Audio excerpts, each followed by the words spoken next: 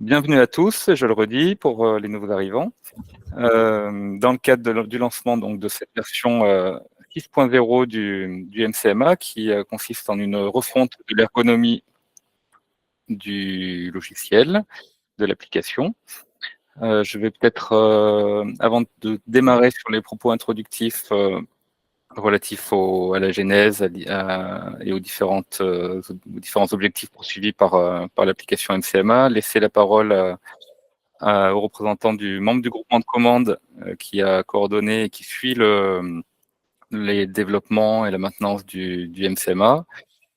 Donc, Franck, je te laisse peut-être la parole. Je vais peut-être simplement activer ma caméra pour que vous me voyez quelques instants. Après, je la recouperai pour que la bande passante soit meilleure au niveau de la diffusion. Donc, bonjour à tous. Voilà, je suis Grégory Dintre, assistant à maîtrise d'ouvrage du groupement de commande inter-EPFL, donc réunissant l'EPF de Haute-Savoie, l'EPF de Savoie, l'EPF de l'Ain, l'EPFL Foncier Cœur de France et l'EPF d'Auvergne. Assistance à maîtrise d'ouvrage au sein du bureau d'études urbanistes en accompagnement donc de cette quintuple co-maîtrise d'ouvrage et associé à Magelium dans le cadre en charge des développements informatiques de l'outil. On reviendra sur les fonctions de chacun. Franck, je te laisse la parole sur les propos introductifs et ensuite je déroulerai. Écoute, je vais faire vite, Grégory. Donc, merci à tous d'être présents aujourd'hui pour ce petit webinaire de présentation de MCMA, de sa nouvelle ergonomie.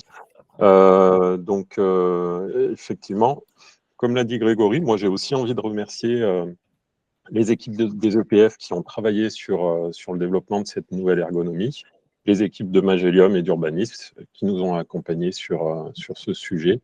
Le MCMA, c'est un outil qui a été créé par l'EPF de la Haute-Savoie en 2015 ou 2016. Nous, on l'a récupéré en 2018 et c'est un outil qui avait besoin d'une belle mise à jour, même si on travaille régulièrement sur ses développements. Aujourd'hui, on a développé une ergonomie qui le rend beaucoup plus fonctionnel et plus attrayant et j'ai même envie de dire qu'il y a certaines fonctionnalités que j'ai redécouvert avec cette nouvelle ergonomie. Donc, moi, je trouve ça très intéressant et je pense que je peux dire pour les autres EPF qu'on est aussi présent après ce webinaire pour vous accompagner dans l'utilisation de MCMA et pour l'installation si jamais vous ne l'avez pas encore. Donc, Grégory, je te rends la parole. Je regrette juste que l'EPF de Haute-Savoie n'ait pas de micro et ne puisse pas intervenir.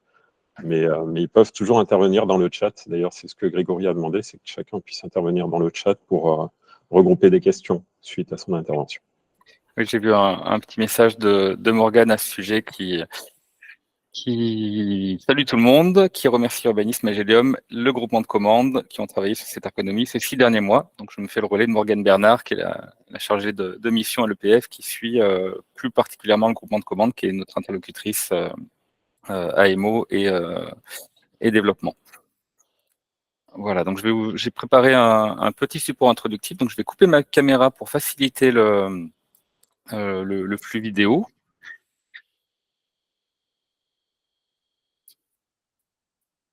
Voilà, donc d'ores et déjà quelques consignes pour la participation à ce webinaire. D'une part, s'il vous plaît, de couper votre microphone de manière à éviter les bruits de fond et d'entendre vos conversations, le cas échéant, si vous êtes à plusieurs derrière l'ordinateur. Je vous invite à poser vos questions dans le fil de chat associé à la visioconférence. Donc, c'est Franck Godin de l'EPF 73 qui se fera le relais de vos questions de manière ponctuelle à l'issue de la présentation de chacune des fonctionnalités. On pourra prévoir des petits temps d'échange au fur et à mesure de la présentation. Je vous informe également que le webinaire est enregistré. Donc, les modalités de rediffusion seront déterminées par le groupement ultérieurement. Il est possible qu'on s'appuie sur cette présentation, notamment pour constituer un tutoriel vidéo de l'application. Ça viendra probablement sur les semestres à venir. Pour rappel, donc les membres du groupement sont l'EPF de l'Ain, de l'Auvergne sur 3 départements, Foncier Cœur de France sur 5 départements aujourd'hui, partiels puisque tous les EPCI de ces départements ne sont pas adhérents à l'EPF, l'EPF de Savoie et l'EPF de Haute-Savoie. Et on est vraiment ravis de vous accueillir pour cette présentation. Donc, je fais un petit retour historique, même si Franck l'a initié.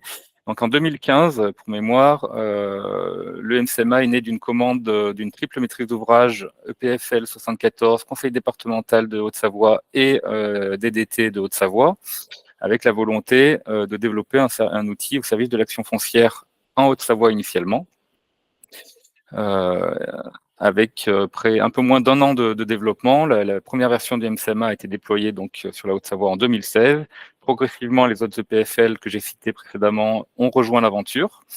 On constitue un groupement de commandes en 2020 de manière à mutualiser les développements de l'outil et s'assurer d'avoir un outil qui réponde à l'ensemble des besoins identifiés par les différents chargés de mission, opérateurs et intervenants sur les questions foncières au sein des collectivités publiques qui sont adhérentes aux différents EPFL.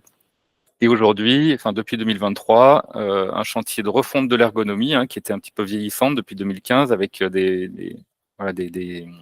une esthétique un peu datée, des bibliothèques qui méritaient d'être mises à jour.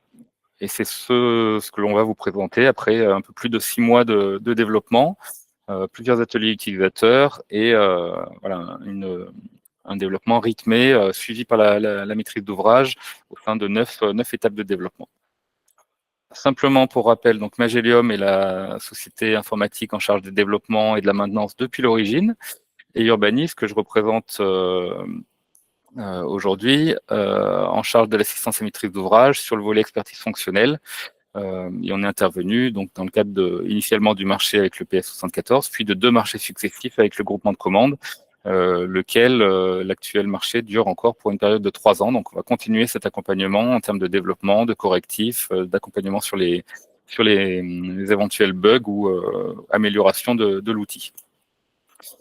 Vos interlocuteurs, vous les retrouverez dans la présentation qui sera probablement diffusée. Donc Morgane Bernard au sein de l'EPF 74, Franck Gaudin qui a pris la parole au sein de l'EPF Savoie, Baptiste Jameau pour l'EPF de l'Ain, et Caterina Concina sur l'EPFL interdépartemental Foncier Cœur de France, et puis Julien Bonnet sur l'EPF Auvergne.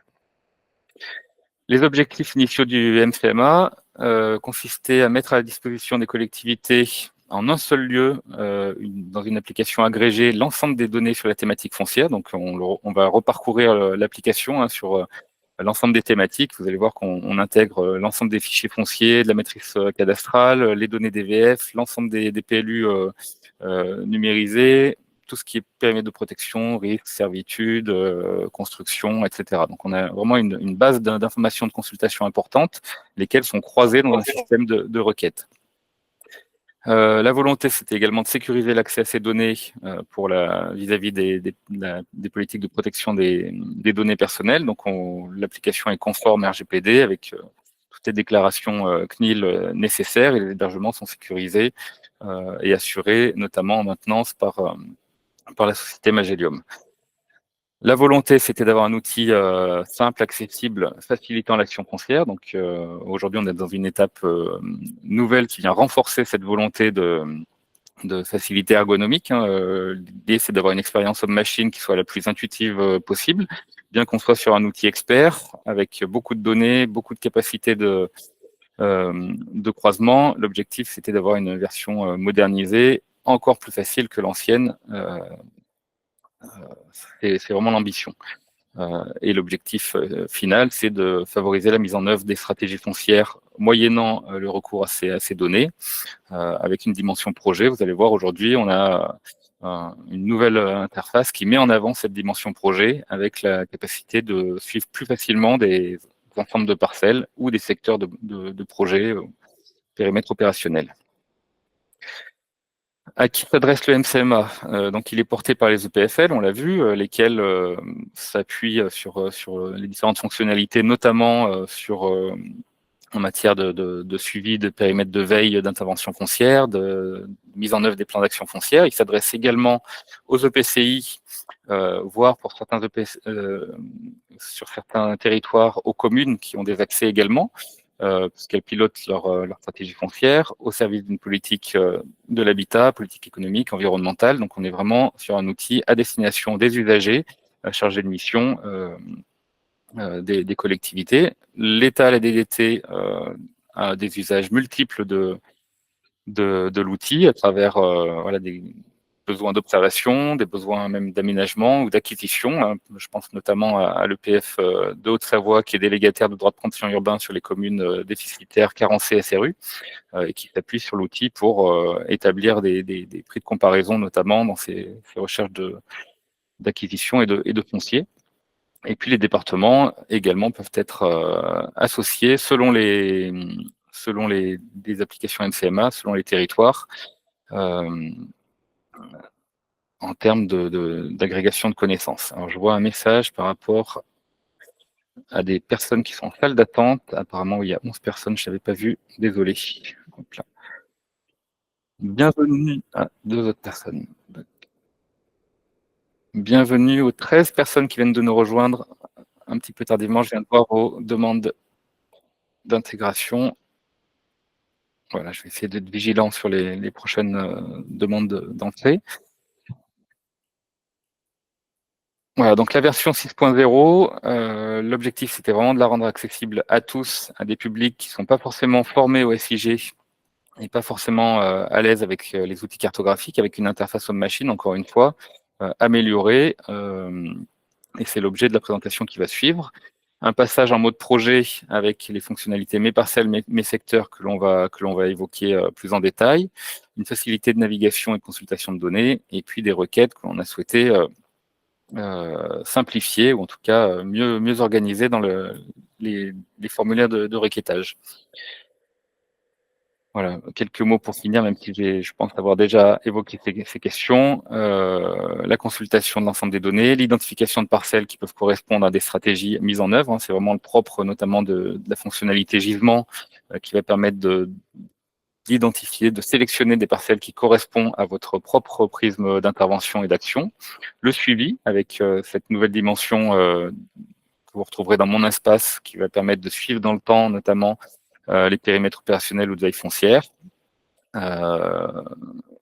des éléments de stratégie, et puis une facilité d'export sur des données à intégrer dans vos propres systèmes d'observation, vos propres tableaux de bord, et également la faculté de partager. Donc on est sur une dimension également collaborative de l'outil, avec la capacité de se partager des groupes de parcelles favoris ou des secteurs de suivi. Donc aujourd'hui, avant de rentrer dans le cœur de la présentation, la version 6.00 est donc lancée normalement sur vos logiciels, enfin sur vos liens de connexion MCMA, sur chacun de vos périmètres d'intervention. Vous avez la version dite de production qui a été déployée ce matin. On a déjà identifié quelques correctifs qui seront rapidement traités à la suite du webinaire. Voilà, on tenait à ne pas fragiliser, le cas échéant, le système en place. C'est pour ça qu'on a reporté certains correctifs. Et puis prochainement, donc une version mise à jour. Au fur et à mesure des développements, on s'est interrogé sur des fonctionnalités qui manquaient, qui étaient défaillantes ou nécessaires d'intégrer. Donc on aura prochainement, voilà, à l'appui de la réflexion du groupement de commandes, de nouvelles évolutions qui vont être intégrées, sachant qu'aujourd'hui la 6.00 c'est vraiment une fonction ISO, c'est vraiment une version ISO fonctionnelle par rapport à la version 5.4 qui précédait, c'est-à-dire qu'on n'a absolument pas touché aux fonctionnalités, tout est simplement une refonte ergonomique, esthétique, un remodelage de l'application. Il ne s'agissait pas de créer de nouvelles fonctions. Donc on est vraiment sur purement une version ISO fonctionnelle, comme le dit Magelium. Même fonctionnalité, simplement présentée différemment. Je vois qu'il y a encore peut-être des personnes qui sont en salle d'attente. Je vérifie avant de... Il semblerait que ce soit bon. Voilà, donc si vous vous connectez aujourd'hui au MCMA ou à la suite de la présentation, je vous invite à le faire peut-être cet après-midi pour que vous puissiez suivre mieux en détail la présentation. Donc on a refondu également la page d'accueil. On retrouve plus ce menu interactif qui parfois suscitait quelques questionnements ou n'était pas tout à fait simple d'utilisation. Donc on retrouve un menu simplifié avec des boutons pour accéder à l'application, pour accéder aux informations, à la documentation. En cas de mot de passe oublié, vous avez un lien direct vers la régénération du mot de passe. Oui, un partenaire qui n'aurait pas l'accès encore au MCMA peut en faire la demande depuis la page du site web euh, qui est déployé. Et puis, vous pouvez consulter, enfin tout le monde même peut consulter les métadonnées associées au, à l'application, sachant que les informations, vous allez retrouver tout ce qui est mise à jour de l'outil, la documentation, voilà, tout ce qui sera peut-être compte rendu de club utilisateur ou manuel d'utilisation, à terme peut-être des tutoriels spécifiques sur l'usage du logiciel. Et ces éléments-là n'ont pas été modifiés par rapport à la précédente version 5.4. Donc, ça sera, voilà, vous retrouvez ce qui préexistait et ça sera probablement amélioré. Donc, je me rends dès à présent sur l'application. Donc, moi, je me trouve sur le serveur de recettes. Donc, c'est la pré-production. Je ne suis pas exactement sur la même version que vous pourrez utiliser, mais c'est sensiblement la même chose. Et je vous invite dès à présent à parcourir, à accéder à l'application. Donc, je vais cliquer sur le bouton. J'ai encore des personnes qui nous rejoignent. Je les intègre. Voilà, donc à la connexion, vous retrouvez la capacité de rétablir le dernier visuel cartographique sur lequel vous travaillez. Donc le système garde en mémoire vos précédents paramétrages de cartographie. Donc moi, je vais mettre non pour repartir à 0. Et là, vous découvrez l'esthétique générale refondue du MCMA avec un premier panneau de droite qui apparaît directement dans mon espace, dans lequel vous allez retrouver vos informations de connexion, le périmètre d'utilisation auquel vous avez droit, la capacité à modifier votre mot de passe depuis cette interface, et vous allez retrouver en mode, on va dire, projet, vos parcelles favorites, vos secteurs. Donc, on a mis en avant ce qui auparavant était la fonction de traçabilité qui était noyée en dernière fonctionnalité du MCMA et qui n'était pas toujours simple d'utilisation. Là, l'effort esthétique, il va essentiellement concerner cette fonctionnalité qui est rebasculée dans ce qu'on a appelé Mon espace, donc qui est un onglet à part entière dédié au suivi de vos parcelles, dédié au suivi de vos secteurs de projet et d'intervention. On le parcourra tout à l'heure de manière générale. Ce volet peut être replié, ce qui n'était pas forcément le cas précédemment. Si vous voulez travailler sur une interface cartographique en mode visionneuse, vous avez tout à fait la possibilité de le faire. Et puis, vous avez aussi la possibilité, ce volet, de l'étendre pour gagner en confort mode de travail lorsque vous consultez des informations. On le verra tout à l'heure à l'usage. Je vais peut-être me concentrer sur les autres fonctions de cartographie avant de rentrer dans le détail du logiciel. Donc, vous avez également un bandeau accordéon qui est ici présent sur le MCMA. Donc, si vous cliquez sur le logo, vous allez repartir sur la page d'accueil. Si vous déployez ce menu accordéon, vous avez une page de contact qui vous permet de contacter votre référent EPF pour, voilà, en cas de problème ou de besoin spécifique, vous pouvez avoir un lien direct vers l'EPF et votre interlocuteur. Vous avez la possibilité de vous déconnecter proprement de l'application.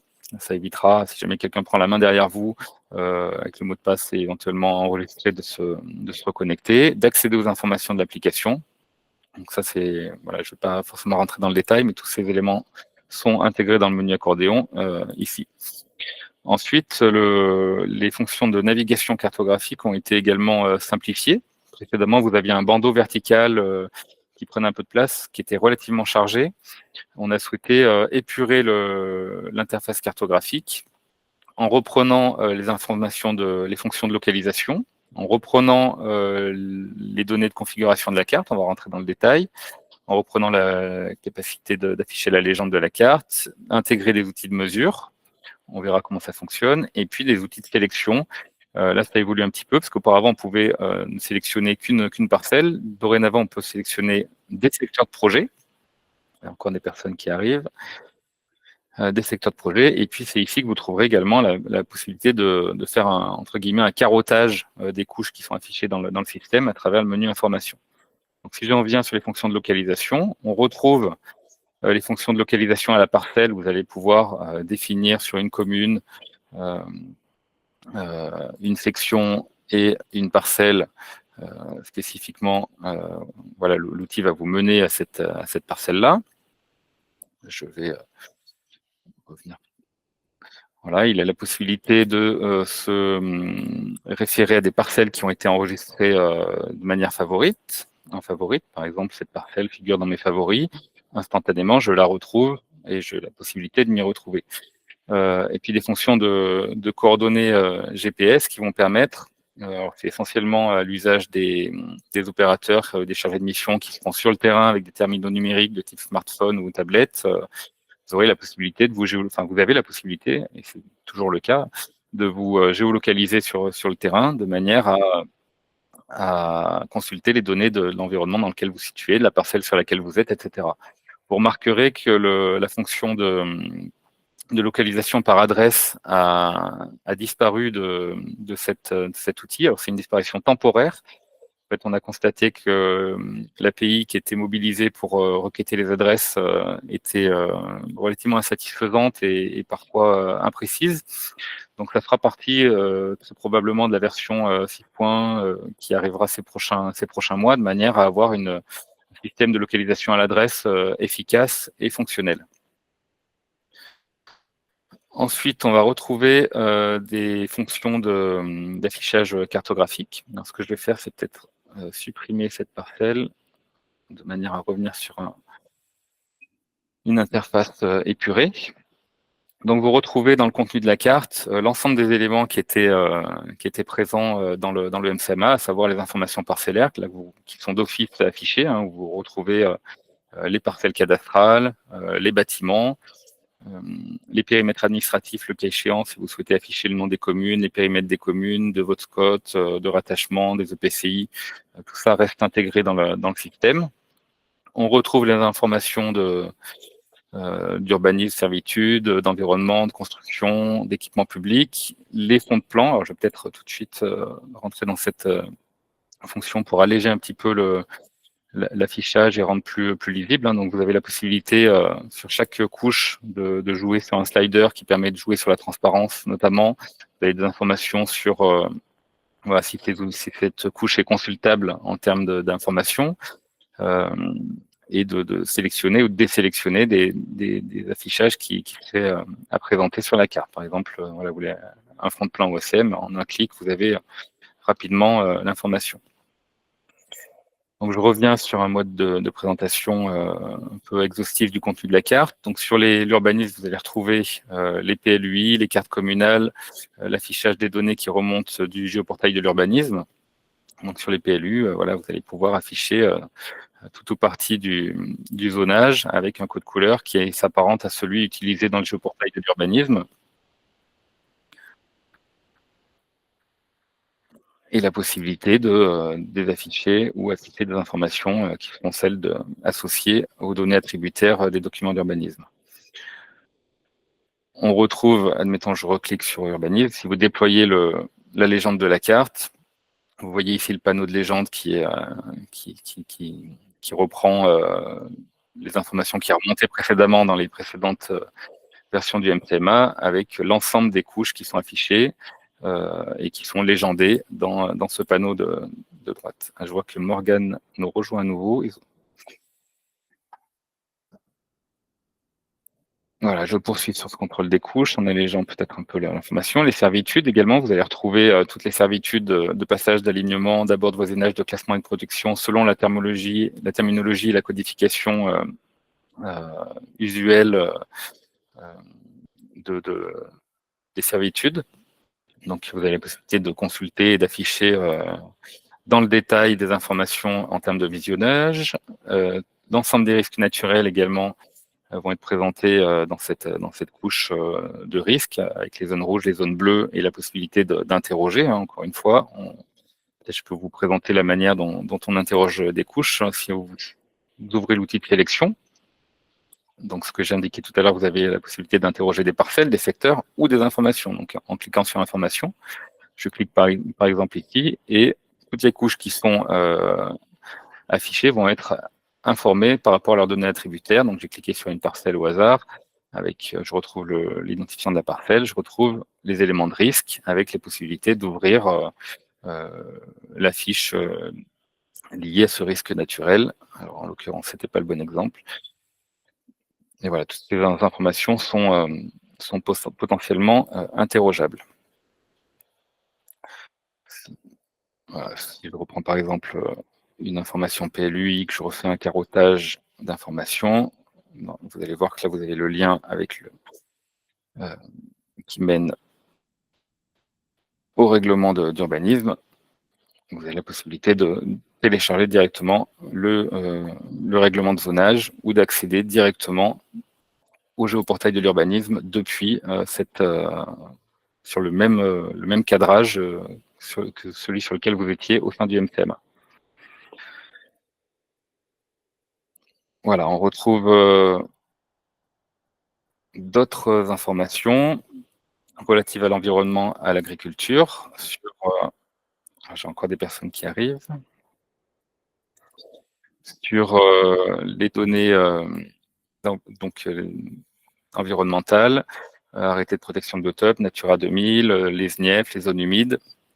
Tous ces éléments-là peuvent être affichés directement sur la carte, le cas échéant. Si je me rends au bord du lac, voilà, on voit ici les couches qui s'affichent au fur et à mesure. Sur Natura 2000, on a quelques aplats de couleurs qui peuvent être également interrogeables par carottage, comme je vous l'ai indiqué précédemment. On retrouve des informations relatives aux parcelles qui sont déclarées d'appellation d'origine contrôlée. Alors, je vois une première question. Franck, je te laisse peut-être intervenir. Oui, merci Grégory. Donc, je relais une question de Monsieur Jackie Gavard qui nous demande s'il peut changer l'affichage des parcelles sélectionnées. Donc, Grégory, je ne sais pas si tu veux que je te laisse répondre. Oui, alors au niveau du parcellaire, on peut simplement jouer sur, admettons que je zoome sur le fond de plan pour afficher les parcelles. On peut jouer sur la transparence des parcelles. Mais on ne peut pas effectivement changer la coloration des contours, si c'est la question. C'est la question, effectivement. Oui, c'est MCMA, c'est une sorte de SIG simplifié. Donc, on ne retrouve pas toutes les fonctionnalités d'un SIG, sinon on aurait un outil vraiment très complexe. L'idée, c'est de vous mettre facilement à disposition beaucoup de données foncières et associées au foncier et à l'urbanisme. Je relais également la question de Karine Dora, qui nous parlait de ses difficultés à exploiter le menu de la carte. Et aujourd'hui, les données s'affichent uniquement dans une fenêtre qui a une dimension limitée. Alors, pour lui répondre, disons qu'on a plus de 200 données dans le menu de la carte, donc c'était difficile de trouver une solution pour tout afficher en même temps. Donc, on a fait un choix délibéré d'avoir une fenêtre figée et avec un menu déroulant pour pouvoir naviguer dans cette fenêtre. Donc, je continue le parcours rapide des informations. On retrouve donc les données relatives aux parcellaires, au registre parcellaire agricole, aux données des parcelles concernées par une appellation d'origine contrôlée. Sur les constructions aménagements, on va pouvoir afficher notamment les permis de construire, les anciens sites pollués ou industriels qui remontent des bases de données BASIAS Basol. Et par exemple, là, on voit la couche permis. Donc, également, il est possible de l'interroger en cliquant sur information. On va pouvoir connaître précisément voilà, le numéro du permis, la nature du projet, les locaux, le nombre de surfaces créées, le nombre de logements éventuellement créés, le cas échéant quand on est sur des permis logements. Donc, ces informations sont intégrées dans le système. On retrouve également des informations relatives aux logements sociaux, donc qui remontent de la base RPLS détail. Vous avez la possibilité de consulter des programmes spécifiques de la même manière par la fonction d'information. la localisation des QPV, notamment des activités, de la population. Je vois que Franck, tu reprends la main pour intervenir. Une question peut-être? Oui, tu n'es pas obligé de me donner la main tout de suite, mais c'est pour relayer une question sur l'actualisation des données. Et cette actualisation dépend de chaque EPFL et de chaque territoire de compétences. Donc, pour exemple, en Savoie, nous actualisons les données à minima une fois par an. Les PLU sont actualisés 4 fois dans l'année. Les données sur les transactions, les données TVF sont actualisées 2 fois par an. Et toutes les autres données, à minima, une fois par an, en fonction, bien sûr, de la mise à jour de ces données par les prestataires qui nous les fournissent. Voilà, je vais enchaîner par rapport à la présentation parce qu'il faut qu'on tienne la montre. Je n'ai pas le temps de présenter toutes les données qui sont intégrées, mais on retrouve vous aurez le loisir de parcourir la visionneuse qui est au final minime dans l'usage que l'on imagine et que l'on souhaite du MTMA, à savoir plutôt orienté sur l'action foncière et le suivi de vos stratégies foncières. Donc là, on est vraiment en mode consultation. On verra les différentes passerelles que l'on peut faire avec ces informations. Donc j'ai évoqué l'affichage de légende de la carte. Les outils de mesure aujourd'hui sont affichés de cette manière avec une mesure de distance et une mesure d'air. Admettons que vous souhaitez mesurer ce linéaire. Voilà, vous avez précisément l'information en termes de distance en mètres. Vous souhaitez connaître la taille de cet îlot. Vous avez la possibilité d'établir un polygone assez rapide pour mesurer en hectares si vous êtes sur une emprise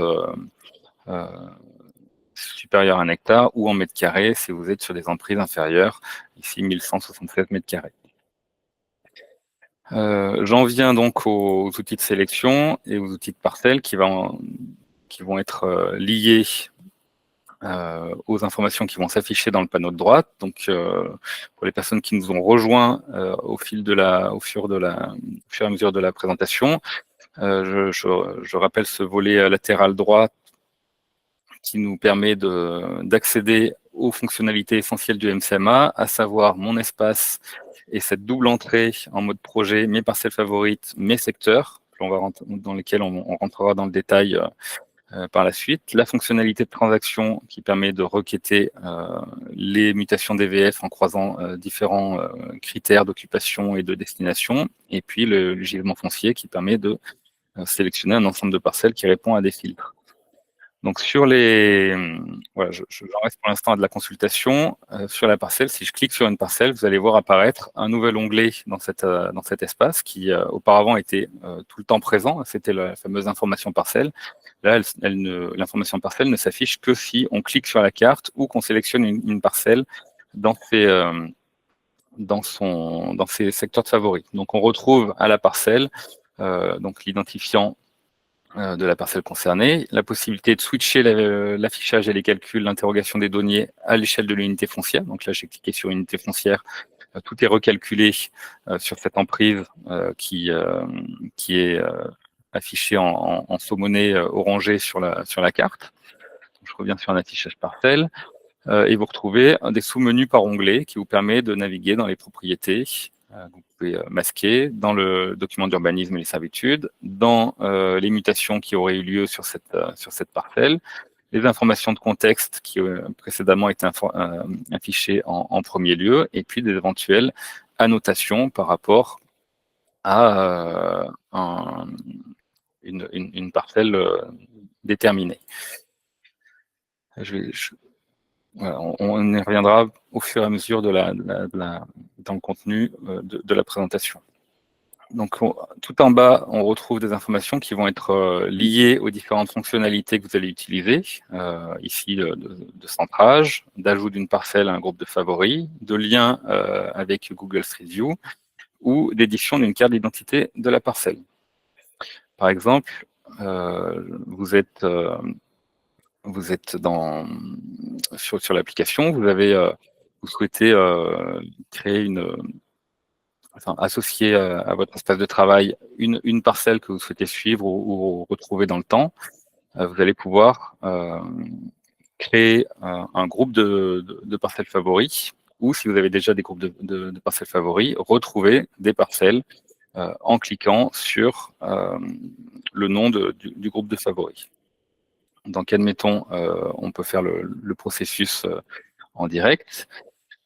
Si vous souhaitez créer un groupe de parcelles à partir d'un groupe qu'un utilisateur vous aurez partagé, notamment par le biais de cette fonction, hein, si un autre utilisateur est dans son espace de groupe de favoris, il aura la possibilité de partager l'ensemble des parcelles qui sont associées à ce groupe de favoris.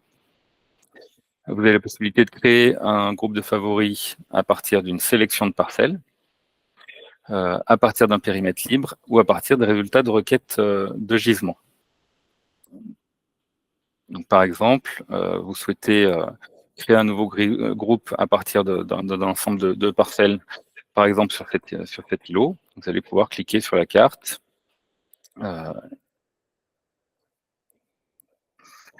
Voilà, j'ai sélectionné 8 parcelles. Je clique sur la sélection. Ce qui va me permettre de créer un groupe parcelle test. Et très facilement retrouver ce groupe ici, l'ouvrir et retrouver toutes les parcelles. Donc, si vous cliquez sur une parcelle en question, vous allez pouvoir rafficher la fiche d'identité parcelle que l'on vient d'évoquer très brièvement tout à l'heure, avec l'ensemble des informations qui seront associées en termes de propriété, de distribution des locaux, de statut d'occupation, de compte de propriété, de statut de propriété. Dans cette interface, vous avez la possibilité d'exporter des relevés de propriété à la parcelle ou d'exporter des relevés de propriété pour les comptes de propriétaires communaux qui sont ici indiqués. Alors, on le fera peut-être tout à l'heure sur une parcelle de statut public pour éviter d'avoir des informations privées et confidentielles qui s'affichent. Donc, je reviens sur les parcelles favorites. On a créé un groupe de parcelles favorites. On a la possibilité de le renommer, si vous le souhaitez, de le supprimer, s'il ne vous plaît pas ou convient pas, de le partager à notre utilisateur. En copiant cette clé de partage, vous allez pouvoir envoyer à un autre utilisateur, collaborateur, donc il retrouvera ce groupe de parcelles avec l'ensemble des parcelles associées. Vous avez la possibilité d'ajouter ou de supprimer des parcelles sur ce groupe. Donc, admettons que je me relocalise sur le groupe de parcelles dans cette fonction. Si je veux voir plus spécifiquement cette parcelle-là, j'ai une fonction de zoom qui me permet de zoomer sur la 57 et au clic, donc encore une fois, la possibilité d'ouvrir la fiche associée à la parcelle. Vous avez la possibilité de sélectionner tout ou partie des parcelles concernées également, ou ici un raccourci qui vous permet de tout sélectionner. Vous pouvez donc ajouter ou supprimer des parcelles si jamais vous en aviez oublié dans votre groupe de favoris en cliquant sur des parcelles voisines, en les ajoutant. Celles-ci vont être ajoutées au groupe de favoris. Vous avez la possibilité sur tout ou partie de ce groupe de favoris d'exporter au format CSV les informations relatives aux parcelles. Donc si je clique sur Export CSV, vous voyez la petite moulinette, il m'ouvre un fichier CSV avec l'ensemble des données attributaires associées à la parcelle, donc qui correspond à l'ensemble des informations qui figurent dans la fiche parcelle, les informations relatives au PLU, distance aux équipements, la superficie, la distance liée à l'autoroute, notamment en distance temps, l'année de construction, le nom du compte de propriétaire, les adresses, toutes les informations qui sont associées et intégrées dans le système à la parcelle. Donc là, vous avez la possibilité donc d'exporter au format CSV sur un lot de parcelles, d'exporter une carte d'identité qui va permettre d'agréger, enfin de générer à la volée sur un ensemble de parcelles. Par exemple, là, si je prends 3 des parcelles concernées, je clique sur PIP carte d'identité parcelle, vous avez le moteur du logiciel qui va générer un PDF agrégeant l'ensemble des informations qui figuraient précédemment dans les fiches parcelles unitaires. Donc, je vais le laisser un petit peu tourner. Et enfin, vous avez la possibilité d'exporter aussi sur les parcelles sélectionnées. Donc là, j'en ai 3. un relevé de compte des propriétaires de manière agrégée. Donc, si vous travaillez sur un ensemble de parcelles, assez facilement, vous allez sortir des états de propriété avec la liste des propriétaires et les informations des fichiers fonciers qui sont associés, ainsi que les dépendances associées aux biens en propriété. Donc là, je suis passé peut-être un peu rapidement sur cette fonctionnalité. Je ne sais pas si ça appelle des questions dans l'assemblée. Auquel cas je peux dérouler. Bon, il est encore en train de générer un petit peu, c'est un petit peu long dans la mesure où il y a plus d'une parcelle. Il n'y a pas de questions, Grégory, pour l'instant. Il n'y a pas de questions. Donc on retrouve les fiches d'identité des 3 parcelles concernées, avec, vous le connaissez sans doute pour les usagers réguliers du MCMA, ça n'a pas évolué d'un point de vue graphique. On retrouve le contenu des informations, probablement à terme, que ce soit les graphiques, que ce soit la présentation des exports. Il est probable qu'il y ait une démarche d'amélioration également sur ce volet-là. C'est vrai que dans l'ergonomie, c'était une demande formulée par les membres du groupement d'améliorer les bibliothèques relatives aux graphiques qui sont un petit peu datées. Ça viendra probablement dans un temps futur. Ça rentrait pas forcément dans l'économie du développement en cours. Et voilà, c'est des éléments d'ergonomie, d'esthétique en tout cas que l'on a en tête et qui pourraient être améliorés prochainement. Grégory? Oui. Alors, plusieurs choses. Il y a des personnes en salle d'attente, a priori. Deuxième chose, on me demande si on peut créer un groupe en tapant les numéros de parcelles. Je te laisserai répondre. Et troisième chose, on nous demande s'il est possible d'identifier les entreprises présentes sur une zone d'activité. Donc, on peut identifier les propriétaires, mais pas les entreprises installées sur ces zones d'activité. Comme on n'a pas non plus les coordonnées des locataires des biens lorsqu'ils sont loués. Non, tout à fait. Ouais. On est vraiment sur les données de la matrice cadastrale, donc on n'a pas d'informations relatives aux entreprises. C'est vraiment les propriétaires qui sont interrogés via les fichiers fonciers. Sur la capacité à créer un groupe de parcelles, sur de la sélection d'identification de référence de parcelles, alors c'est pas à proprement parler possible. Après, vous avez la possibilité de faire une requête d'une requête de localisation, par exemple, sur une parcelle. Si je prends la parcelle sur laquelle j'étais tout à l'heure, je m'y rends, voilà, sur celle-ci. Admettons que vous êtes sur la fiche parcelle, vous allez avoir la possibilité de l'associer à un groupe de favoris. Donc, par ce biais, soit vous avez déjà créé votre groupe de favoris, auquel cas c'est par là que vous allez pouvoir la rajouter, soit vous allez dans mon espace créer un groupe un nouveau groupe, et vous allez pouvoir, donc une fois que vous êtes localisé, lancer une sélection autour de cette parcelle. Par exemple, si vous l'avez recherché, donc vous avez ici la 0012, vous voulez associer la 36, oui, la 101, pardon, la 103, la 35, la 34. Vous allez pouvoir donc créer ce groupe par cet intermédiaire. Autre question, Grégory. Est-il possible d'afficher toutes les parcelles d'un propriétaire sur le département?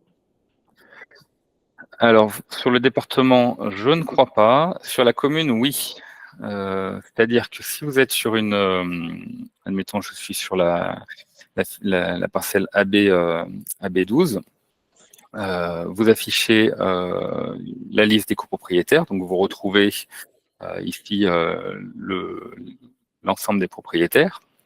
Admettons que je clique sur un partenaire parapublic, donc qui est la Samcoda, qui est un bailleur social. Le logiciel va générer un état de propriété associé à ce compte de propriétaire sur la commune. Voilà, donc là, on va voir sur le compte de la Samcoda, compte communal, l'ensemble des propriétés de ce bailleur public, bailleur social, présent sur la commune d'Annecy. Charge à vous de reconstituer ces informations. Et en tout cas, vous avez un état de sortie là qui fait 20 pages de l'ensemble des lots de propriétés associés à ce bailleur social. Autre question, Grégory, qui vient de Romain Deveau. Alors, je ne sais pas dans quel département il est. il nous demande quelle est notre définition des zones d'activité. 74, ok. Donc 74, je pourrais pas lui dire ce qu'il en est des zones d'activité enregistrées dans MCMA. Sur la Savoie, les zones d'activité sont celles référencées par la DDT de Savoie. Donc ça correspond pas exactement aux zones qui sont de la compétence des EPCI. C'est une définition plus large. Pour la question des friches économiques, je pourrais répondre pour la Savoie, mais je ne crois pas qu'il y ait de friches enregistrées en Haute-Savoie. Sur la Savoie, on a mis en place un observatoire des friches. Donc, pour le coup, toutes les friches identifiées dans l'observatoire sont sur MCM. Ouais, sur les autres départements, je ne crois pas que ce soit encore le cas. Sur les zones d'activité, alors le mieux, ce serait que Une réponse de Morgane. d'avoir une réponse de Morgane, tout à fait, ou de la DDT qui transmet les données.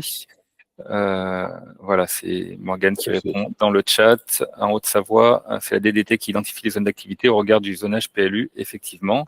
Donc là, les zones d'activité avec leur nom figurent sur la carte. Je les ai affichées dans construction aménagement. Vous retrouvez les informations relatives aux zones d'activité. Si vous cliquez sur information, par exemple sur la zone des îles, vous allez avoir des informations qui remontent dans le système avec un lien vers la fiche, donc source DDT 2019, effectivement, qui permet de connaître plus précisément l'état des zones d'activité identifiées par la préfecture, par les services de l'État. Réalléger le contenu de ma carte. Voilà, donc on a parcouru un peu la question des parcelles favorites, qui est une nouvelle entrée. Précédemment, rappelez-vous, c'était dans le panneau latéral de gauche, c'était noyé un peu dans les fonctions de navigation. L'usage était un peu complexe, donc on a vraiment souhaité agrémenter et rendre plus simple la navigation, avec donc des fonctions qui sont associées au groupe de sélection d'ensemble, de suppression de tout ou partie des parcelles.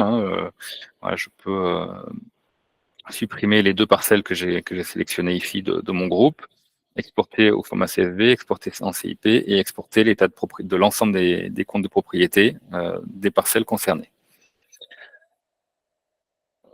Voilà, on peut aussi créer un groupe, on l'a vu tout à l'heure, donc par localisation et d'ajout des parcelles une à une par ce biais-là, mais on peut aussi créer un périmètre. Admettons que vous travaillez sur un îlot quelconque, je prends vraiment des exemples au hasard, vous tracez un polygone, toutes ces parcelles-là vous paraissent intéressantes pour une démarche de densification, par exemple. C'est une présentation fictive, je le rappelle. Vous validez le périmètre et les parcelles qui seront intersectées par votre dessin vont être proposées comme étant la constitution d'un nouveau périmètre. Donc là, c'est celui de 10h54 et vous retrouvez potentiellement toutes les parcelles qui ont été sélectionnées par le biais de la sélection géographique. Vous aurez pu également tracer un cercle en disant je veux toutes les parcelles dans un rayon de on va dire 200 mètres autour de ce giratoire. Voilà, pardon, je refais, on va prendre un autre exemple, de 200 mètres autour de ce point. Le périmètre est défini et je peux valider celui-ci et toutes les parcelles qui seront intersectées par périmètre de sélection pourront constituer un nouveau groupe de parcelles. Ensuite, vous allez pouvoir, admettons que vous fassiez une requête de transaction, on va y venir, ou de gisement, vous allez pouvoir associer les parcelles résultantes de votre requête comme étant un groupe à part entière de parcelles sur lesquelles vous allez souhaiter pouvoir réinterroger, revenir, réexporter de la donnée au fil du temps, que ce soit des cartes d'identité, les données attributaires, pouvoir réinterroger les marchés ou réinterroger les gisements fonciers sur un ensemble de parcelles que vous aurez préalablement sélectionnées, soit par requête liée à des mutations, si vous êtes sur un périmètre d'observation de marché, soit sur des requêtes de gisement foncier si vous êtes sur le choix d'un ensemble de parcelles qui répond à votre propre prisme. Je vais peut-être venir sur ces 2 entrées avant de rentrer dans la notion de médiateur qui est un peu un noyau dur de l'outil et qui est véritablement la capacité à suivre dans le temps des stratégies à l'échelle de secteur. Donc pour l'instant, je parcours les fonctions entre guillemets de base avant de rentrer dans mes secteurs qui seront un peu plus complexes. Voilà, donc je vais supprimer ma sélection. Je bascule en mode requête de transaction. Donc là, on va pouvoir reparcourir le formulaire de requête de connaissance des mutations foncières sur un territoire. Donc vous retrouvez en premier lieu des filtres qui vont correspondre au périmètre géographique sur lesquels vous souhaitez interroger les marchés, marché foncier, marché immobilier.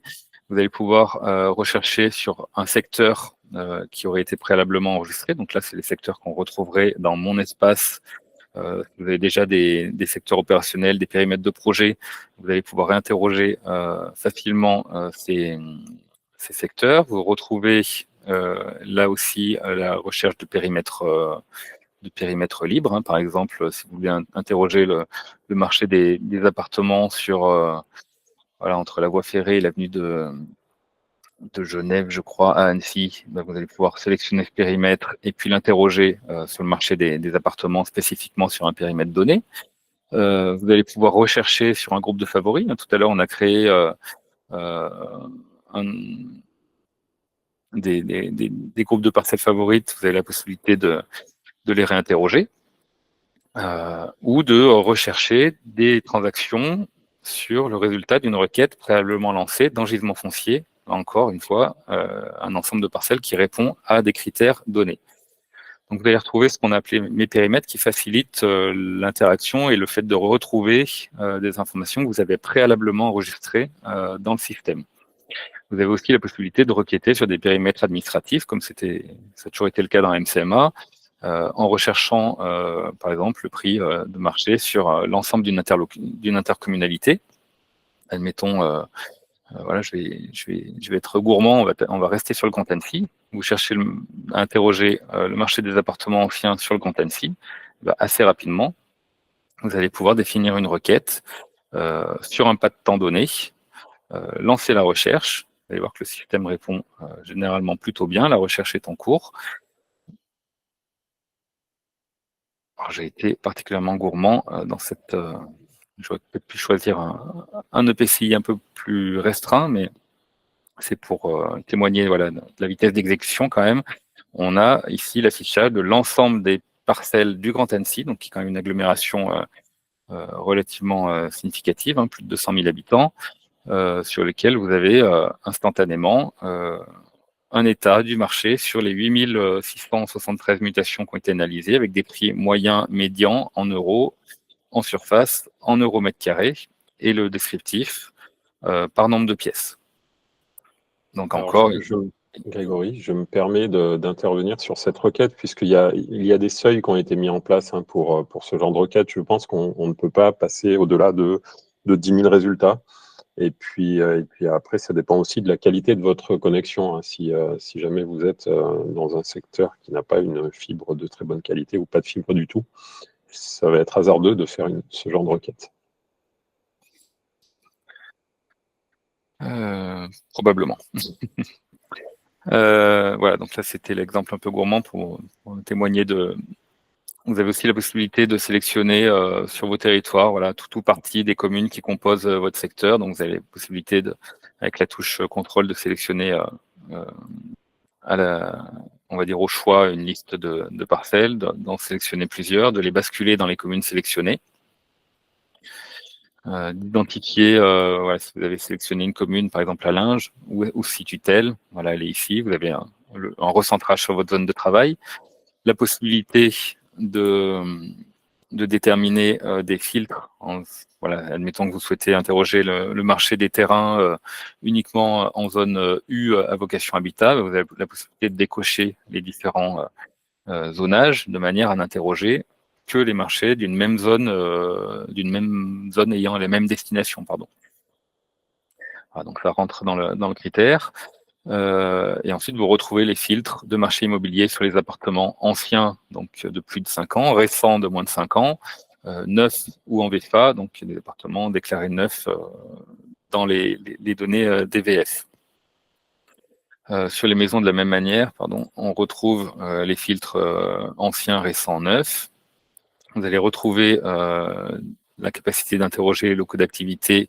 Donc ça, c'est vraiment dépendant de l'alimentation des données demande de valeur foncière. Hein. C'est pas, ce sont on s'appuie sur les terminologies qui sont employées dans DV3F. Sur les locaux d'activité, les VFA sur lesquels la destination n'a pas été déterminée, les bâtis DIMIC qui vont inclure plusieurs destinations. Et sur le marché foncier, on va retrouver la capacité d'interroger l'ensemble des terrains et terrains à bâtir. Et puis, voilà, ça va être encore amélioré. Pour l'instant, encore une fois, on est ISO-fonctionnel, donc là, il y a sans doute des marges de progrès sur le croisement entre les vocations et les mutations. Mais l'idée, c'était de pouvoir, à terme, croiser voilà, une mutation qui a fait l'objet d'un permis de construire pour une maison individuelle, pour un immeuble collectif, ou une mutation d'un bien immobilier qui a fait l'objet d'un permis de plusieurs logements. Vous avez la possibilité d'affiner la connaissance des transactions sur les marchés fonciers à vocation habitat, à vocation économique pour celles qui se situent dans des zones à destination économique, et puis connaître le marché aussi foncier ayant une valeur agronomique. Par exemple, si je reprends un exemple sur un EPFI où je sais qu'il y a des parcelles INAO, donc sur Niglière par exemple, terrain nu concerné par une AOC ou une AOP sur l'ensemble de la période où on lance la recherche et il nous sort toutes les mutations du marché foncier qui ont été concernées par une AOC AOP qui permet de comparer avec les prix de marché des terrains. Donc on voit des valeurs un peu surprenantes entre le prix médian et le prix moyen. Donc ça, c'est vraiment lié aux données propres. La possibilité d'interroger au survol les résultats de mutation. On voit ici, par exemple, la valeur du terrain, 13 000 € pour 2000 m². Et si vous cliquez, automatiquement, donc si je suis sur un seuil de zoom admissible,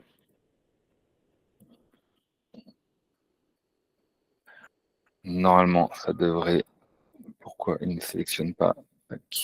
Voilà, la possibilité d'interroger plus spécifiquement la parcelle concernée. Si vous voulez remonter dans la mutation, là vous voyez le détail de la mutation et les données de contexte associées à cette parcelle.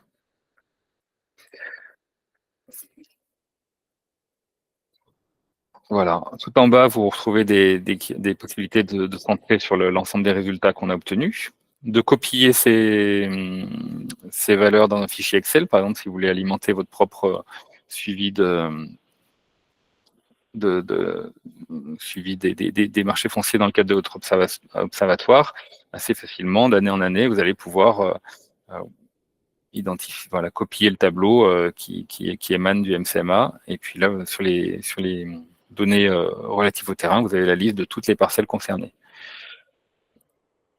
Vous avez la possibilité également d'exporter au format CSV les résultats de la requête. Donc toutes ces parcelles-là vont pouvoir être exportées depuis le système, comme c'était le cas précédemment, où vous retrouvez au format CSV donc l'identification de la mutation, toutes les parcelles concernées par la mutation, l'adresse et puis les données qui émanent de DVF sur le nombre de maisons, d'appartements, de dépendances. Bon, là, j'étais sur un marché foncier, donc j'ai pas de bâti. Le montant de la vente, la date de la vente, et puis les données WKT, donc qui permettent d'être intégrées par simple glisser-déposer dans votre propre FIG, le cas échéant.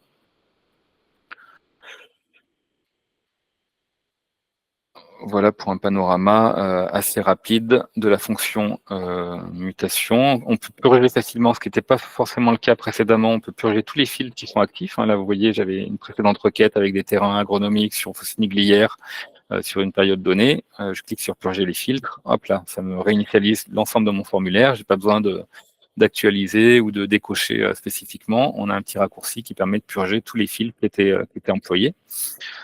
Et d'effacer, le cas échéant, le résultat de votre requête. Si vous voulez en relancer une, vous avez la possibilité, voilà, par l'effacement, de repartir à zéro au niveau de votre affichage. On va retrouver les mêmes logiques de filtre dans la fonction gisement foncier. Peut-être, si vous souhaitez faire un petit jeu de questions-réponses sur les transactions, c'est possible. Franck, est-ce qu'il y a eu des questions spécifiques? Non, je n'ai pas de questions, mais il suffit que tu dises question pour que voilà. Est-ce que cet outil peut être exploité dans le département de l'Ain? Eh bien oui, contrairement au département du Rhône, l'EPF de l'Ain s'est doté de MCMA et donc a priori tout le département de l'Ain est couvert par MCMA.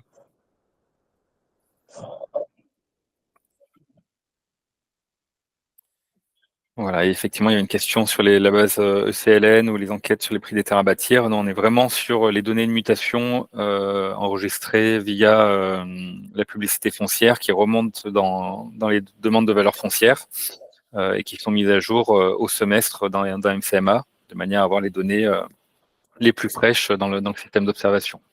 D'ailleurs, je me demandais si les données détaillées de ces enquêtes ECLN et sur le prix des terrains à bâtir étaient diffusées par l'État. Non. Oui, non. Ok. A priori, non, sauf si la DDT DDT a un autre, une des DDT présentes a un autre son de cloche, mais il me semble pas qu'on puisse accéder dans le détail aux résultats de l'enquête ECLN. Et il y a des personnes en salle d'attente. Alors, je ne les vois pas. Effectivement, il y a des personnes. Il y en a 2.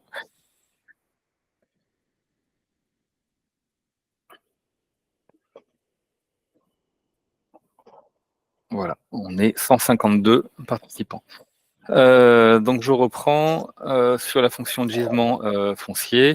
Donc, on retrouve la même arborescence que sur les requêtes de transaction, avec les périmètres où vous allez pouvoir requêter un secteur préalablement enregistré, sur lesquels, admettons, vous souhaitez réinterroger l'année suivante, par exemple, la progression de la vacance sur un périmètre donné, vous allez pouvoir réexporter une sélection de parcelles qui inclut des logements vacants sur un périmètre donné. Vous avez possibilité de rechercher sur un périmètre libre. Par exemple, je prends le cas de la ville de Bonneville. Si vous souhaitez interroger voilà, cet îlot en entrée de ville. Quelqu'un d'autre souhaite participer. Vous allez pouvoir définir précisément le périmètre de requête géographique ou encore une fois tracer un cercle, un rectangle, centré sur le secteur que vous avez identifié ou le supprimer le cas échéant. Vous pouvez aussi requêter un périmètre qui aurait été préalablement créé. On en a établi tout à l'heure. Par exemple, si je prends un îlot que j'avais préalablement créé sur Tonne, vous allez pouvoir réinterroger voilà, par exemple la situation du foncier sur cet îlot. Vous pouvez rechercher là aussi sur un ensemble de PCI ou sur tout ou partie des communes de votre périmètre d'intervention. Donc c'est par ce biais-là, par exemple, que les utilisateurs départementaux vont pouvoir sélectionner, par exemple, pourquoi pas, l'ensemble des communes du département et lancer une recherche sur l'ensemble des communes de leur périmètre d'intervention. On a la possibilité d'afficher les résultats soit à l'échelle des parcelles unitaires, donc on aura exclusivement les parcelles qui sont concernées par les filtres ou l'ensemble des parcelles des unités foncières impactées. Donc là, c'est plus intéressant si vous êtes dans un mode projet et notamment de prospection, vous allez pouvoir connaître l'état des lieux des propriétés contiguës appartenant à un même propriétaire.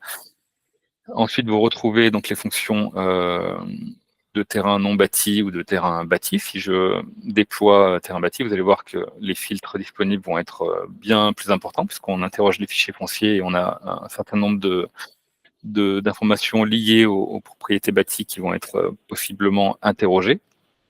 Mais au préalable, vous avez la possibilité là aussi de définir le zonage du PLU dans lequel vous souhaitez établir votre recherche. Admettons que voilà, vous êtes, je vais reprendre un secteur un périmètre libre, par exemple sur la commune de Bonneville. Alors, je dessine vraiment au hasard un périmètre. Quelqu'un nous rejoint. Sur ce secteur-là, vous allez pouvoir, par exemple, interroger d'une part la qualité du propriétaire, vous souhaitez connaître toutes les parcelles publiques du périmètre. Donc, si je prends tous les propriétaires publics, vous allez prendre la liste de l'ensemble des propriétaires ici présents. Si vous sélectionnez commune, vous allez pouvoir identifier toutes les propriétés bâties appartenant à la commune. Si je lance la requête, sans autre filtre, voilà, s'affiche en bleu. Alors là, j'ai encore le zonage qui s'affiche, je peux le supprimer. S'affiche en bleu le résultat de ma requête.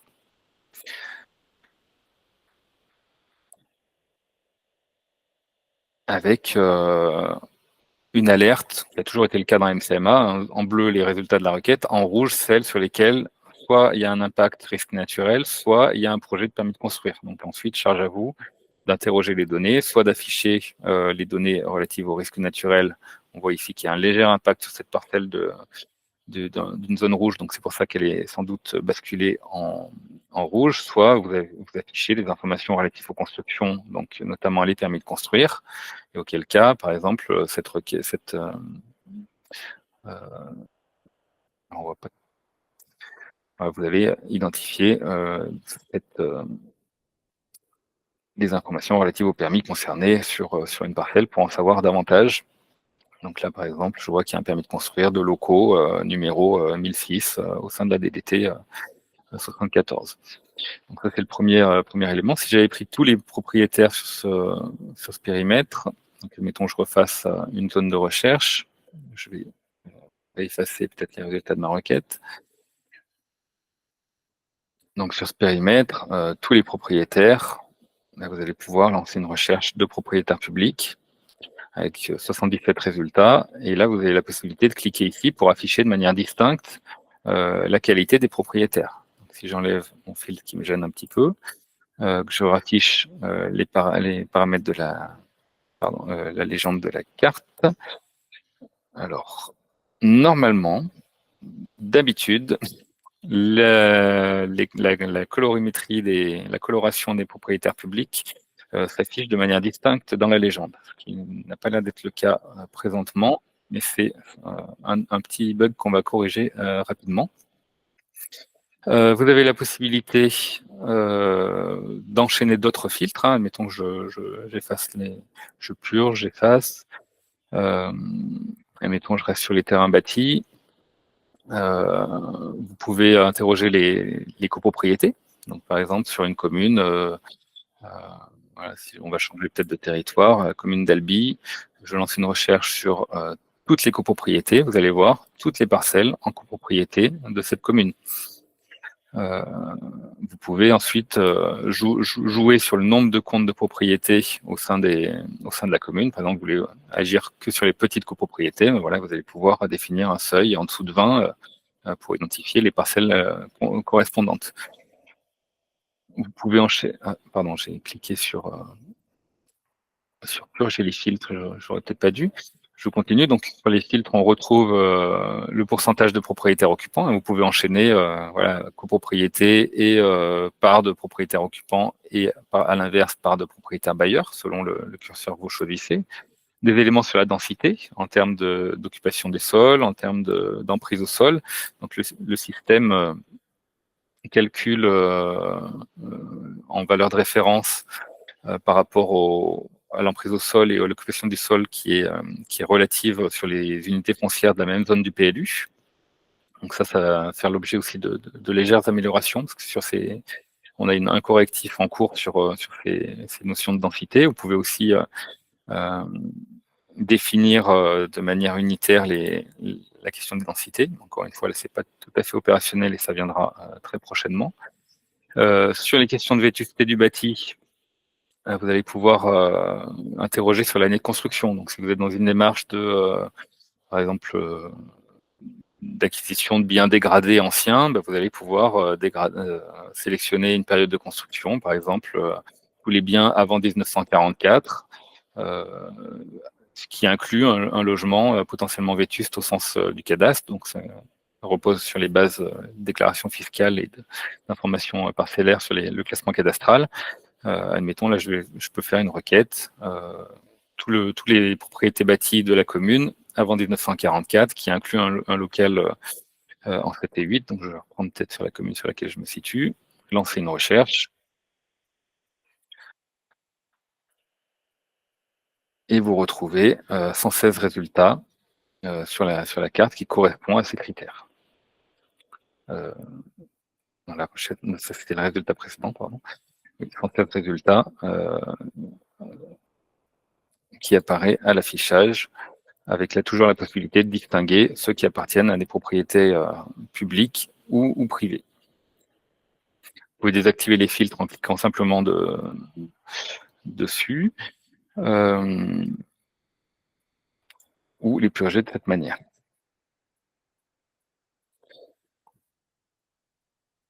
Voilà, si je raffiche tous les fils possibles, encore une fois, on retrouve, comme c'était le cas précédemment, une capacité d'interroger des parcelles qui accueillent des commerces, des locaux tertiaires, secondaires, des bureaux au sens du cadastre, d'interroger la présence ou non de logements vacants en fonction de la durée de l'ancienneté de la vacance. Donc là, on s'appuie encore une fois sur la source des fichiers fonciers, sous réserve effectivement de vérification terrain, et on sait que ce sont des sources qui ont le mérite d'exister, mais qui méritent d'être croisées avec le terrain pour en connaître davantage l'essence.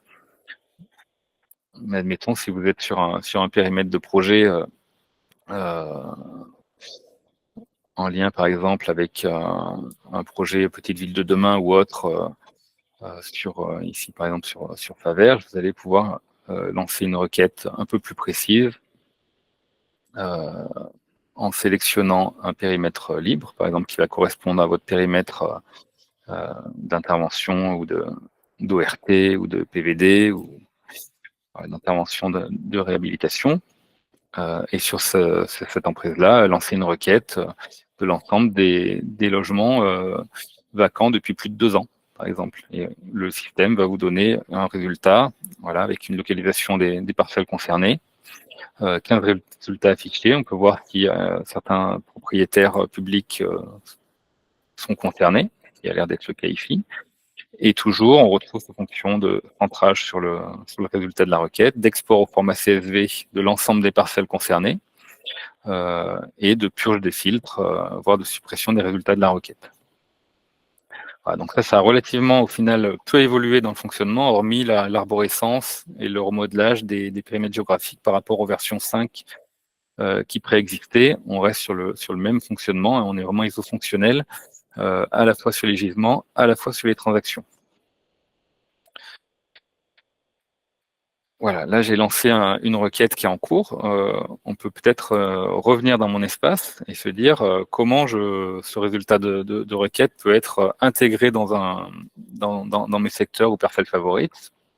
On va voir ici, par exemple, on avait vu tout à l'heure dans créer nouveau groupe, vous avez eu la possibilité de créer un groupe à partir d'un résultat de requête, soit gisement, soit transaction. Donc si je prends gisement, voilà, j'ai 15 parcelles disponibles. Et je peux le renommer à ma guise, logement vacant, 2 ans, mariage.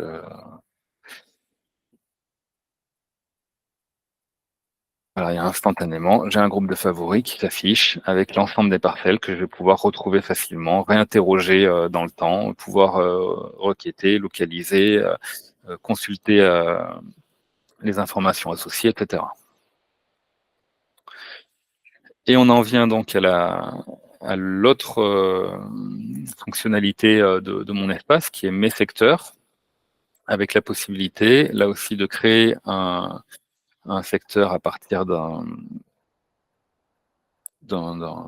groupe de favoris. Donc, j'ai préalablement généré mes parcelles favorites. Je vais pouvoir ici rechercher les parcelles qui ont été considérées comme favorites, constituent une entrée pour le suivi opérationnel d'une stratégie d'acquisition, par exemple, ou de veille foncière. Ben, je vais pouvoir créer le secteur à partir de ce groupe, éventuellement lui donner un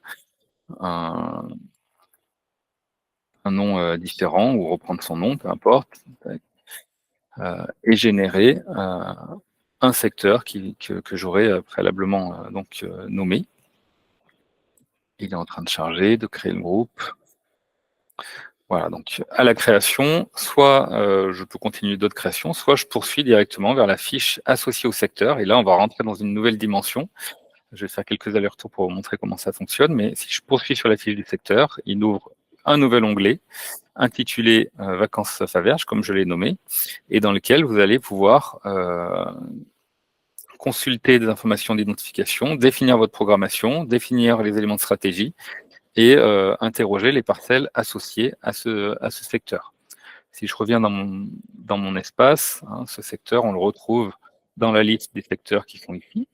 Donc, par ce biais-là, si je rouvre, voilà, bon, la fiche était déjà ouverte, donc il me demande si mes modifications veulent être enregistrées. Je vais pas forcément le faire. Dans cette interface, on retrouve donc la capacité de sélectionner tous ces secteurs, les supprimer, centrer sur un ou plusieurs secteurs. Si je suis sur, je sélectionne Vacances Faverges, je centre dessus. Alors, il y a peut-être un autre qui est sélectionné. Ah non, oui, j'ai sélectionné l'ensemble. Voilà, c'est ici. Et je sélectionne mon secteur. Les parcelles apparaissent en bleu ici, et je vais pouvoir interagir au niveau de la modification de ce secteur sur l'ensemble des parcelles concernées. Dans la fiche parcelle, on retrouve donc des informations d'identification, où là, vous allez pouvoir renommer le secteur éventuellement par ce biais-là.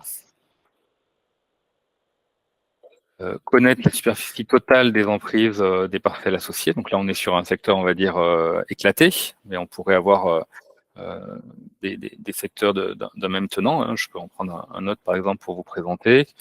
Là, je vais enregistrer ma modification. Si je prends, par exemple, ce secteur préalablement créé, je me zoome dessus. Voilà, j'ai un ensemble, j'ai 3 îlots qui sont concernés, sur lesquels je vais pouvoir renommer, connaître la superficie totale, connaître le nombre de parcelles, la date de création, qui l'a modifié, le système calcule le taux de maîtrise foncière d'après les informations du cadastre. Donc là, il y a 5% de la superficie totale qui est maîtrisée. Si vous avez une connaissance plus fine que celle du cadastre, si vous avez réalisé des acquisitions, vous pouvez mettre à jour manuellement les superficies qui sont acquises sur le secteur.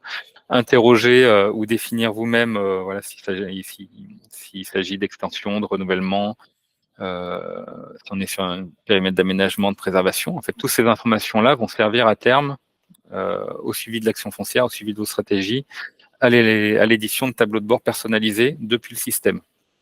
Donc, c'est important de pouvoir paramétrer les informations associées à vos secteurs, définir l'usage, donner des informations, par exemple, la nature du projet, contact avec les propriétaires, voilà, tout un tas d'informations que vous pourrez noter. Définir si un plan d'action foncière concerne ce périmètre, hein, si vous êtes conventionné avec le PFL pour intervenir spécifiquement, vous allez pouvoir le définir et retrouver cette information par la suite. Si vous voulez modifier la géométrie du périmètre, on va le retrouver dans ces considérations d'identification, avec la possibilité d'ajouter soit un ensemble de parcelles, admettons, là j'ai oublié la 522 et la 3782, si je clique dessus, sur ces 2 parcelles, je valide mes modifications, on va voir que le périmètre ici va être modifié une fois qu'il aura fini de recalculer, et ces 2 parcelles vont être ajoutées au secteur de projet. Voilà, si je veux modifier mon tracé avec des points, admettons ici, je veux intégrer la totalité de la 531, je clique sur mon polygone, et au clic, voilà, je peux déformer mon périmètre de projet de manière à ce qu'il ressemble davantage à la réalité de ce que je souhaite. On va l'enregistrer. Voilà, et instantanément, le système va recalculer les informations de superficie, de parcelles, et en bas du formulaire d'identification, vous retrouvez les informations agrégées qu'on avait précédemment à l'échelle de la parcelle. Ici, elles sont recalculées à l'échelle de l'ensemble des parcelles. Donc là, on a vu qu'on avait 25 parcelles. Sur les 25 parcelles, voilà, j'ai toutes les informations contextuelles de propriétaires avec 20 bâtiments, la superficie totale, le nombre total de lots, la distribution totale des maisons, appartements. Voilà, toutes les informations cadastrales sont recalculées à l'échelle de l'emprise du projet, avec la distribution des statuts de propriété, la connaissance de l'ensemble des comptes de propriété et la capacité d'exporter soit un compte de propriétaire communal, soit d'exporter l'état de propriété de la parcelle. Consulter le document d'urbanisme, les éventuelles servitudes qui impactent à minima l'une des parcelles du projet, donc ça va remonter ici, et puis connaître les mutations. Donc là, vous avez les possibilités. On a 2 mutations enregistrées ces 5 dernières années par le système, donc une en 2021, l'autre en 2020, avec la connaissance précise des informations et la possibilité d'exporter au format de CSV les informations de ces mutations. Voilà, on va retrouver d'autres informations de programmation. Vous allez définir vous-même la vocation de ce secteur de projet, définir vous-même la programmation qui est faite en termes de logements sociaux, d'accession sociale, qui vont permettre ensuite de connaître la nature du projet. Admettons que je mette une valeur fictive en termes de programmation. Ces informations pourraient être enregistrées et associées au projet après validation. On retrouve donc les informations qu'on a saisies dans le suivi. Admettons que là, au début du suivi du projet, vous aviez défini un objectif de 50. À l'instant T, lorsque vous vous rendez sur votre fiche de suivi, vous pouvez indiquer, voilà, 10 logements ont été réalisés, opérateur, voilà, donner un commentaire par rapport à la programmation, et ainsi de suite sur l'ensemble des vocations. Si vous avez défini des vocations d'activité mixtes ou autres, vous allez pouvoir définir les équipements, la programmation en termes d'activité, de quelles compétences, les superficies des locaux qui sont envisagés, l'activité principale qui est envisagée. Tout ça pourra être remonté ensuite dans les fiches d'identité des secteurs et dans les tableaux de bord.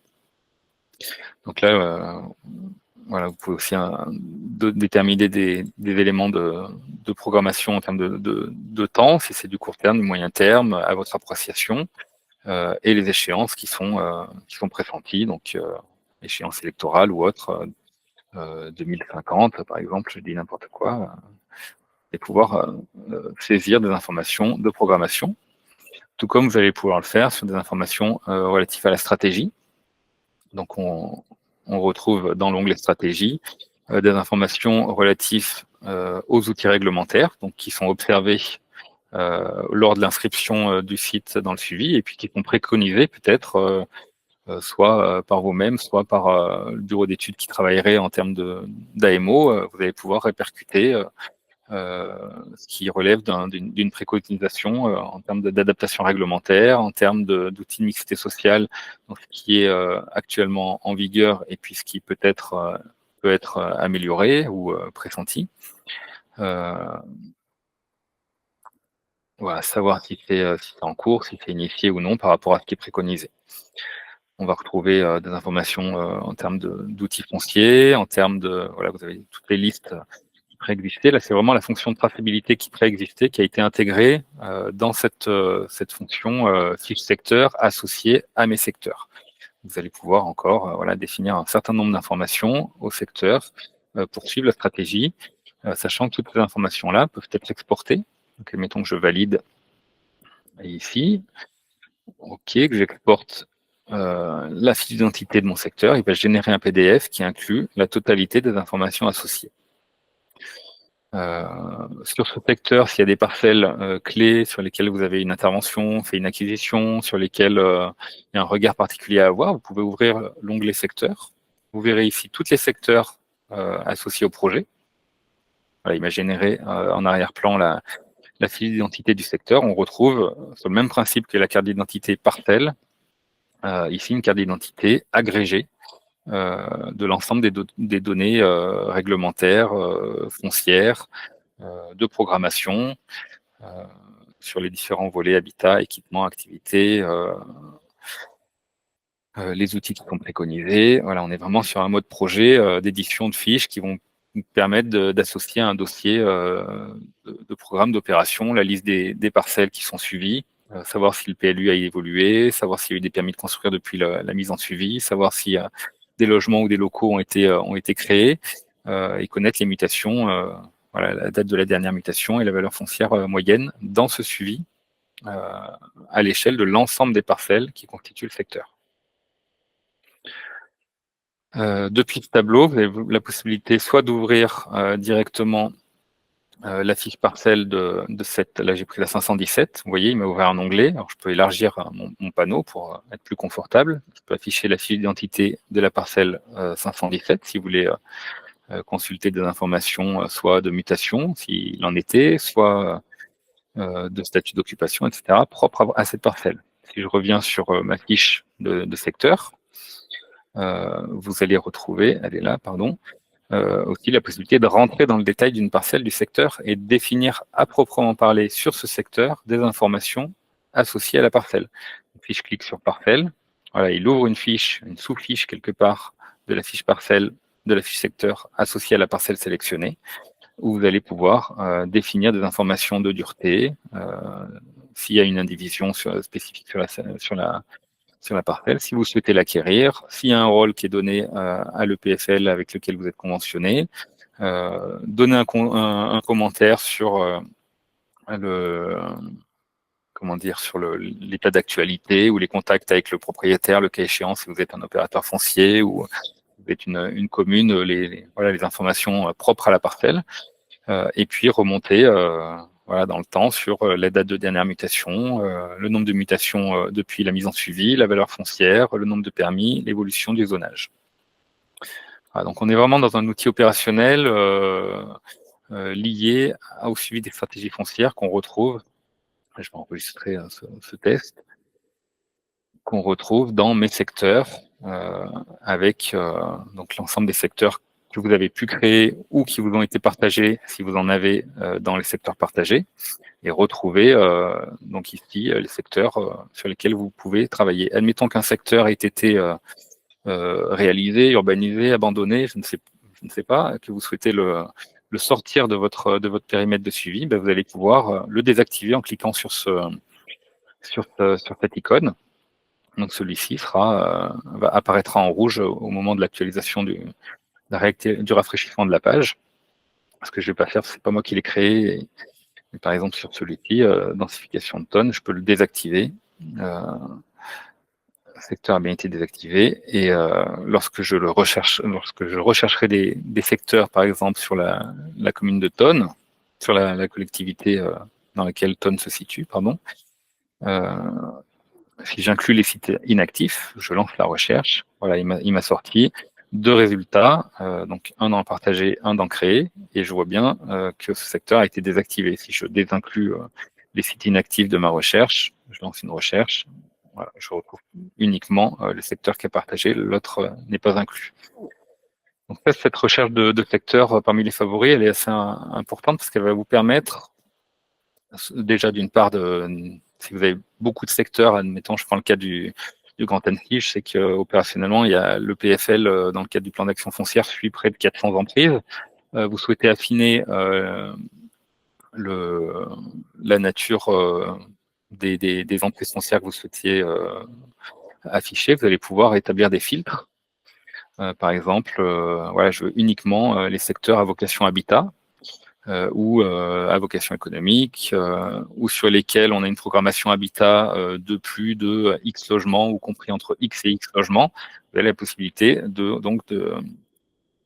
remonter, de rechercher plus précisément des secteurs qui correspondent à des éléments de programmation, ou sur lesquels, par exemple, le PF a été associé, ou sur lequel il y a un plan d'action foncière en cours, etc. Donc là, c'est par ce biais-là que vous allez pouvoir lancer un ensemble de sélection. Si je crois que sur AdMassAglo, on en a plusieurs en test. Si je prends, admettons, uniquement les secteurs habitat, que je relance ma recherche, voilà, il a sorti 2 secteurs qui ont été préalablement créés. Et si je veux un tableau de bord de secteurs qui correspondent à la vocation habitat sur AdMassAglo, je vais pouvoir sortir là aussi un export agrégé de ces 2 secteurs par le biais de la fonction de tableau de bord qui est ici située en bas de la fonction de secteur. Donc si je clique ici, il va générer d'une part un état agrégé en fait de programmation On voit que là, les deux secteurs représentent 27 hectares, 0,27 hectares, sont pas maîtrisés, ont une vocation pour la totalité, vocation habitat. Il agrège les informations relatives à la temporalité, relatives aux filières de production, si ça a été défini dans les éléments de stratégie. Bon, là, on a une absence de données, c'est pour ça qu'on a des soucis. Mais si jamais vous vous reconnectez aujourd'hui, par exemple, je pense à des collectivités de Haute-Savoie qui ont déjà l'usage de la fonction, qui avaient déjà l'usage de la fonction traçabilité, ben vous allez pouvoir afficher des informations agrégées dans le tableau de bord et exporter ces informations au format CSV sur les prix de marché, avoir une information agrégée des mutations sur l'ensemble des secteurs, donc là on n'en a pas, ou exporter au format PDF le dit tableau de bord. Ça me dirait que j'ai un problème avec ma version d'Adobe Reader. Tout ça pour vous indiquer effectivement un peu plus précisément les fonctionnalités de la fonction mes secteurs. Donc le test serait plus concluant si j'avais un volume important au niveau du tableau de bord, un volume important de secteurs de secteurs suivis. Et je vous invite à faire les tests une fois que vous aurez ajouté vos informations, le cas échéant, dans le système, si vous êtes amené à utiliser cette fonction qui, de notre point de vue, constitue une des forces majeures du MCMA, à savoir le suivi de l'action foncière, le suivi de la programmation et la définition de préconisation par rapport à des secteurs opérationnels identifiés. Voilà, je pense avoir été relativement exhaustif sur l'outil. Ce que j'ai pas dit, c'est que voilà, la carte qui s'affiche peut être exportée au format PDF via ce bouton d'export, et vous avez un petit encart dans la visionneuse qui vous permet de vous localiser. Voilà, je m'étais fixé un temps de parcours de l'outil d'1 heure, ce qui a été légèrement dépassé. On a encore 20 minutes potentiellement d'échange par rapport à cette présentation, à cette démonstration qui a été faite. Je laisse peut-être la parole à Franck s'il y a des questions qui auraient été posées, ou je vous invite à poser d'autres questions, le cas échéant, si vous souhaitez approfondir. Grégory, il n'y a pas encore de nouvelles questions. Donc, c'est que la présentation a été limpide. Ou alors, c'est que les questions vont arriver bientôt. En tout cas, on sera toujours à votre disposition pour vous accompagner dans le fonctionnement de MCMA. Et puis, pour les territoires sur lesquels il n'y a pas de PFL ou il n'y a pas encore de MCMA, vous pouvez prendre contact avec nous ou avec Magelium pour voir ce qui peut être fait.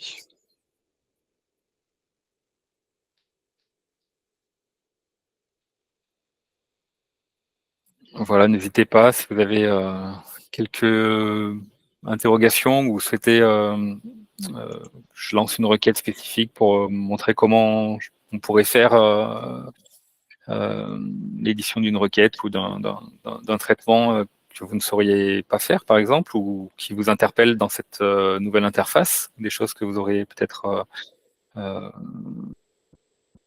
besoin de creuser, je vois. Donc, quelqu'un a levé la main. Vous pouvez éventuellement ouvrir votre micro, vu qu'on n'est pas très nombreux à lever la main. Vous pouvez intervenir si vous le souhaitez.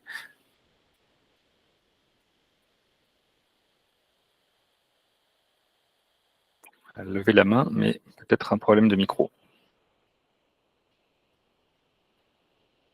Alors, Morgane nous rappelle que les accès sont entièrement gratuits, effectivement, on confirme. Et la personne qui a levé la main, qui est-ce? Oui, bonjour, c'est moi qui ai levé la main, Carole Constant de Cournon. Bonjour. Je suis arrivée un peu en retard à la présentation, mais du coup, je ne sais pas de quelle manière on peut accéder à cet outil et quelles sont les démarches à faire pour pouvoir en bénéficier. Alors, depuis la page d'accueil, vous avez la possibilité de demander l'accès. Si vous tapez, donc j'imagine que c'est sur l'EPF d'Auvergne. Je ne connais pas précisément le lien de connexion vers le MCMA, mais l'interlocuteur reste le PFL de l'Auvergne. En fait, chaque collectivité est invitée à se rapprocher des EPFL pour demander leurs accès. et vous pouvez faire une demande d'accès directement depuis l'interface. Donc, ça ouvrira votre application de messagerie et vous invitera à adresser un email. Ensuite, vous aurez les actes d'engagement et de confidentialité à signer pour rejoindre l'application. Merci beaucoup. Donc, Julien Bonnet indique indiquer son son email dans le chat. Voilà. Et vous aurez également, alors je l'ai plus, dans le support qui aura été présenté en introduction, vous retrouvez également les informations relatives à chaque interlocuteur des EPFL. Il y a une question d'Albin Clary sur la question d'une recherche de gisements de locaux et de logements d'activités vacants à l'échelle d'un EPCI. Il n'a aucun résultat. Alors,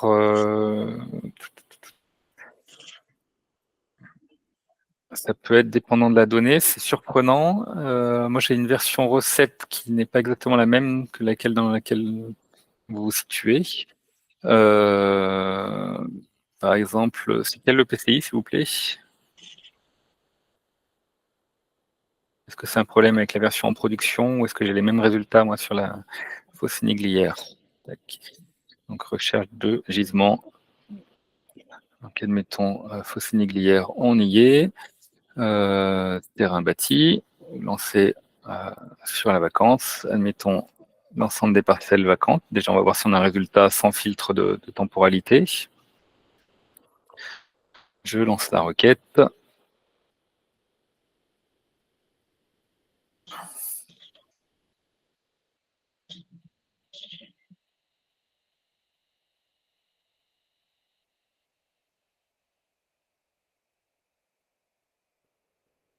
Donc, il a trouvé l'ensemble de ces parcelles avec la présence d'au moins un logement vacant sur Fausse-Niglière et sur les locaux d'activité. Alors, peut-être que c'est peut-être un peu moins fiable sur les locaux. Alors ensuite, si vous avez coché en même temps la case recherche de logements potentiellement vacants et recherche de locaux potentiellement vacants, du coup, l'outil a cherché les parcelles sur lesquelles il y a un logement et un local vacant. Tout à fait, ouais, c'est cumulatif. En fait, tous les filtres vont affecter les résultats de la requête. Donc, si vous enchaînez une multiplicité de filtres, forcément l'entonnoir se restreint et effectivement, il se peut qu'il n'y ait pas de résultat de parcelles incluant tant un logement vacant qu'un local d'activité. Là, j'ai trouvé 24 locaux d'activité potentiellement vacants d'après les sources fiscales. Je vais peut-être enlever les... C'est peut-être un problème de double coche. J'ai une question de Claire Mallet qui nous demande quel est son niveau d'accès aux données. Donc, en général, on ouvre les accès systématiquement en fonction de vos droits sur le territoire. Donc, si vous êtes à l'échelle d'un PNR, normalement, vous avez accès aux données foncières uniquement sur les communes du PNR. Par contre, toutes les autres données qui sont publiques, vous y avez accès sans aucun problème. Et Amiens, dans le cadre de la loi ZAN, nous allons devoir répertorier les données comme la consommation entre le 1-1-2011 et le 31-12-2020. Est-ce que cet outil permet de le faire aujourd'hui? Alors non, MCMA ne fait pas partie des outils qui permettent de suivre la consommation foncière sur un territoire. L'État, avec le CEREMA et l'IGN, a mis en place plusieurs outils pour suivre la consommation d'ENAF jusqu'en 2031 à partir des fichiers fonciers et poursuivre la question de l'artificialisation des sols à partir de 2031. Et là, ce sera des données qui viennent de l'IGN et qui sont en cours d'exploitation.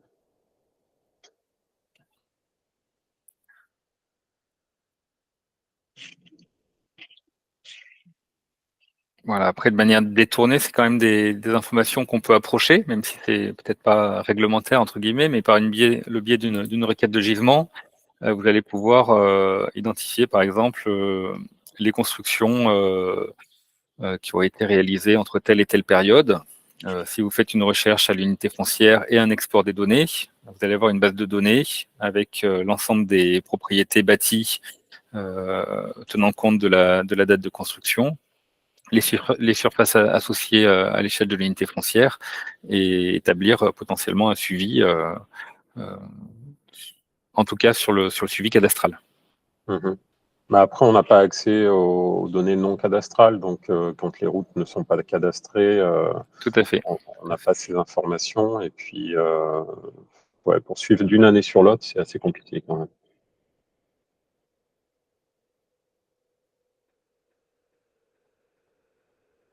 Et Hélène Lecuyer nous apporte un complément d'information avec le portail artificialisation des sols, sur lequel vous avez des données de suivi de la consommation, effectivement, à partir des données que j'ai évoquées. Merci Hélène.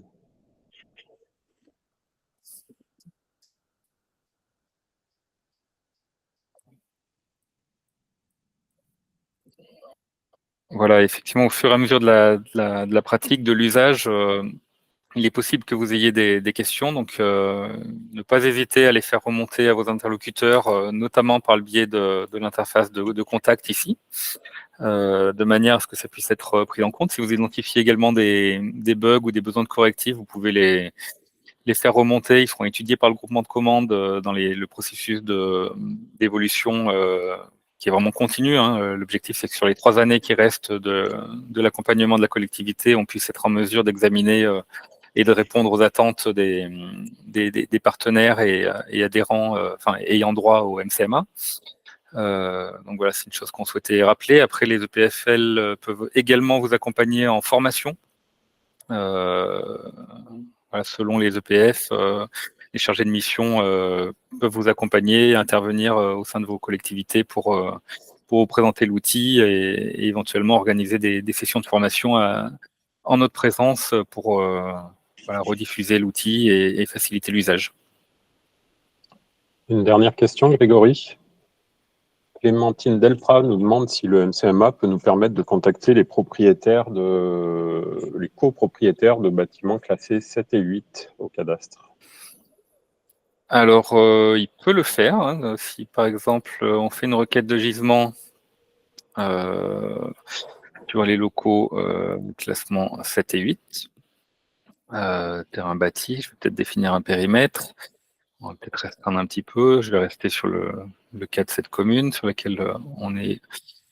Donc, je vais lancer une requête où il va sortir l'ensemble des parcelles classement cadastral 7 et 8. Donc, vous allez voir le résultat. Sur ce périmètre-là, vous avez la possibilité d'exporter les résultats au format CSV. Donc, dans l'export CSV, en fait, se trouve l'adresse de contact du compte de propriété. Donc, voilà, vous allez retrouver ici les noms principaux et la liste des propriétaires associés. Et si vous voulez rentrer davantage dans le détail, je vois plus. Pourquoi non, je suis dans. Si vous voulez rentrer davantage dans le détail sur une copropriété en particulier, vous allez pouvoir, par exemple, sélectionner ici cette parcelle, interroger les comptes de propriété. Bon, là, c'est pas le bon exemple parce que ça appartient à la commune. Là, c'est pas une copro. J'aurais dû mettre un filtre de copropriété, par exemple. Ce que je vais la refaire, la requête, en mettant un filtre existence d'un statut de copro. Je relance la recherche. Il va sans doute restreindre le résultat. Voilà, donc j'ai mon résultat de recherche de copropriété incluant des locaux 7-8 au sens du cadastre. Si je clique sur la parcelle, il ouvre la fiche. Je peux dérouler le compte de propriété et exporter. Voilà, alors c'est pas automatisé, mais là vous avez vraiment les adresses de chaque propriétaire de la copro concernée, avec leur statut de propriété. Et si vous cliquez sur un propriétaire en particulier, c'est peut-être un peu délicat d'afficher les informations. Et si je reclique sur, par exemple, une propriété publique, la mairie doit être là. Voilà, si vous recliquez sur le nom du propriétaire, vous allez voir l'ensemble de ses biens sur la commune. si je génère ce PDF, là, il va sortir l'ensemble des propriétés communales de Bonneville en Haute-Savoie. Dans cet état de propriété, vous avez la liste de tous ces biens.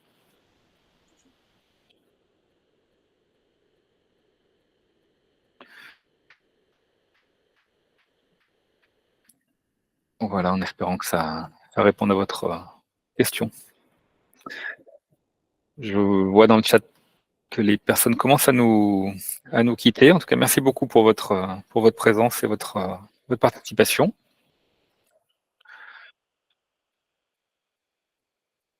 Je laisse peut-être le mot de la fin à l'EPF, enfin aux représentants du groupement des EPF en tout cas, parce qu'il y a encore une fois 5 EPF sont réunis dans ce groupement de commandes,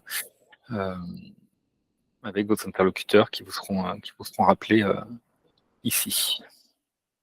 Représentant temporaire. Bonjour Elisa. Des EPF. Est-ce que la Haute-Savoie a retrouvé la voie? Non, toujours pas. Non, mais écoutez, je vous remercie tous pour votre présence et pour avoir suivi cette présentation. On a eu pas mal de retours disant que la présentation était très intéressante et de qualité.